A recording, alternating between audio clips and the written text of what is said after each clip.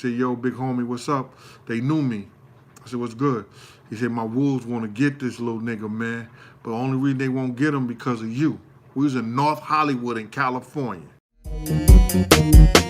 It's a natural reaction. They start mixing the facts in. They put their story with your story, like that's really what happened. Women front for these fellas, fellas front for these women. It's a trait that's passed down from old heads right down to their children. The Gene Deal Show, cooking and conversation. Yeah, Diddy father got murdered because he turned over evidence to one of the crew members from Freddie Myers and them crew members. He turned over evidence to one of the detectives who was under their payroll, and they gave the evidence to them. So they told the dude who brought him into the game to knock him off. The most crazy shit I ever seen in the industry now I've seen a lot of crazy shit, but one of the funniest and crazy shit was with Nate Dogg. I was bodyguard. I told that story before. I was bodyguarding Nate Dogg, and at the end of the night, he had brought about 12 girls back to the hotel, and it was funny as shit. He said, all you girls take off all your clothes right now, because everybody fucking tonight, even security. And I looked at him, I went over to him, I said, oh, Mr. Nate Dogg, can I just get paid tonight, because I don't want to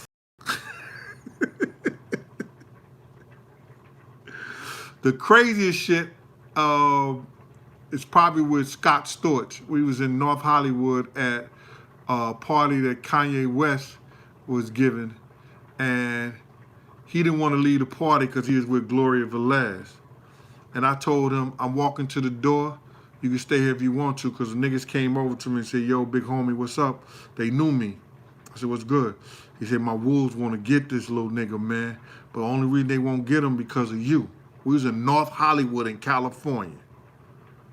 I was like, yeah. He said, yo, I'm going to give you 10 minutes to get this motherfucker out, get him up out of here, man. You understand? Just on some G shit. I said, nigga, give us 5.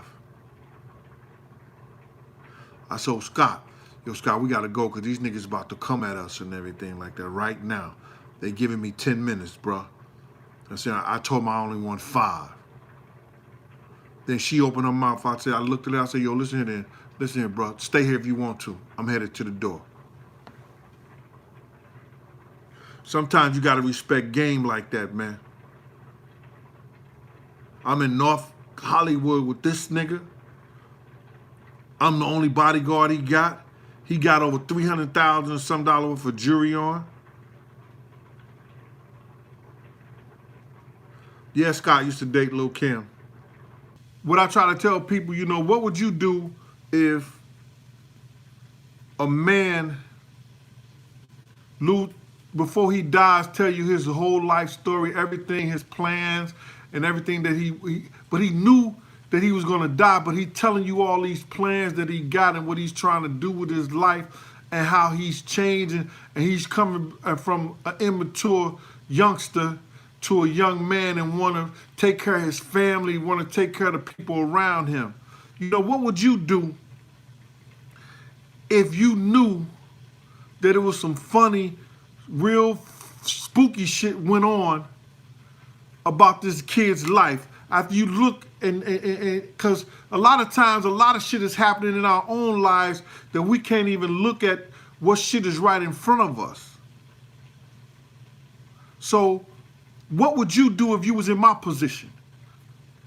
Would you be telling these stories? Would you be telling people what went down? I want everybody to know how this nigga was and what he did and how he did it.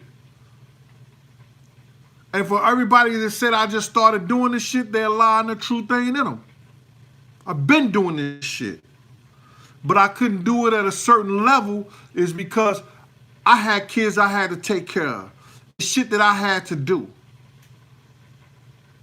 I lost a lot of money fighting my job to keep my job so I could take care of my kids, my family.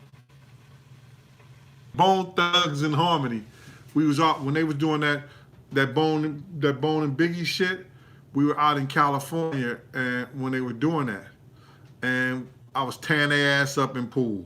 Ain't not one of them beat me in pool, and I ain't a hell of a pool player. I'm decent. And they was Puff did some shit to them. These niggas came out there and Puff made them like do they things like somebody say, yo, how this sound? You know, they was doing their part. Puff like, yeah, it's all right, man, but I think you could do better. And then niggas like, yo, that shit was fire. And then dude come out and say, what did you think about that? He said, yo, you almost there. You understand? But I want you to go back and try something else with that. So the nigga go back there and try something else. Puff said, yo, that shit is fire. But I like the first one. He did all them niggas like that, man. And he took their first shit, but he made them go do it like 2 or 3 times. I guess that's, you know, he wanted to see can he get anything better than what he had the first time with him. But I was tearing their ass up in pool. Yeah, I met Big L. Big L was like family. He's from Harlem.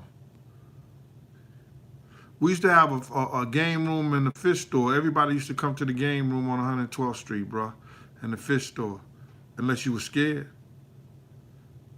Yeah, I met Martin Lawrence. I bodyguarded him with my man Bill Willard at the Webster Hall. Martin Lawrence a funny dude.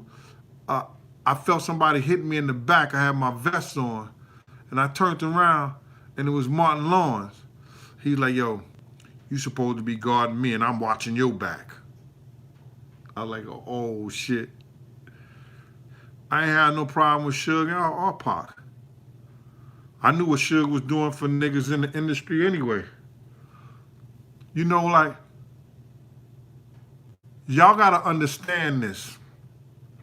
There's 2 different elements in this whole industry shit. Is if you wanna be with Clyde Davis and the rest of that crew with Puff, Jay-Z, if you want to go on the white boy side, and this is just real talk, is that you got your Leon Cohns, your Clyde Davis, the people that's gonna, you know, they're gonna give certain black people money to be in the business because it makes them more money to have them in the business representing them. Because they can't get the same representation from us. So they gotta have your Diddy's, your Jay-Z's, you know, who do that shit. Then you got your mother like the Suge Knights, the Jay Princes, that they get their money and they want to make sure that we own our own shit, that they own their own shit. The only reason Suge, Irv Gotti, and all them mother they shit failed is because them crackers didn't want them to own their own distribution. Cause now they own their own distribution, they got their own money. They don't need them for nothing. And who making the music? We making the music. Yeah, I got a Jamie Foxx story.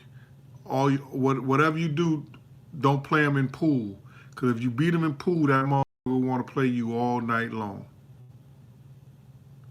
I was with Scott Storch and we was at Jamie Foxx's house.